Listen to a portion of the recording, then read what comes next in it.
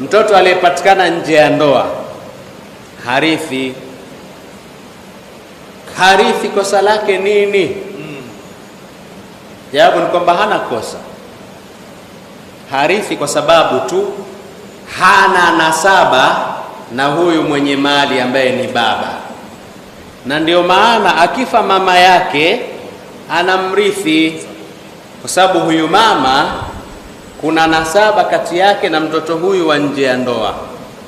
Kwa hiyo mtoto wa nje ya ndoa anarithi kwa mama yake, lakini harithi kwa yule baba aliyezini na mama yake ikatunga mimba yake.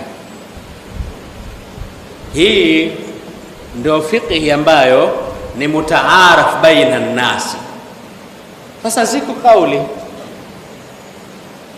ambazo hazina nguvu kwa kweli, tunasema, na ndizo walizochipuka nazo watu wengi sasa hivi, na wengi wao wamechipuka nazo ima ni khalif turaf, tofautiana na ile kawaida ujulikane, au ni kuona kwamba itakuwaje sasa asirithi, sitakuwa kaonewa. Kurithi na kutorithi sio kuonewa,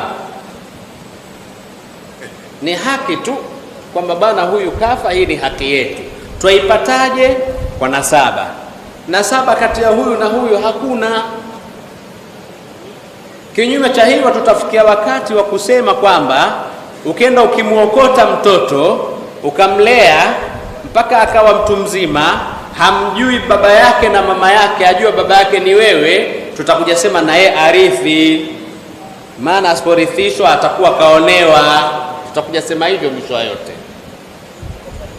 Kwa hiyo jawabu liko hivyo. Sasa je, tunakuja kwenye swali la msingi.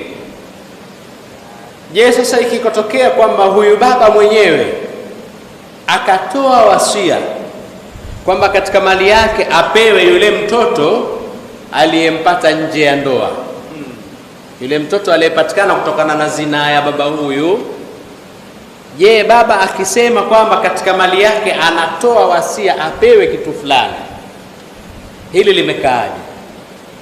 Jawabu ni kwamba hakuna mani, sababu huyu ni ajnabii kama ajnabii wengine.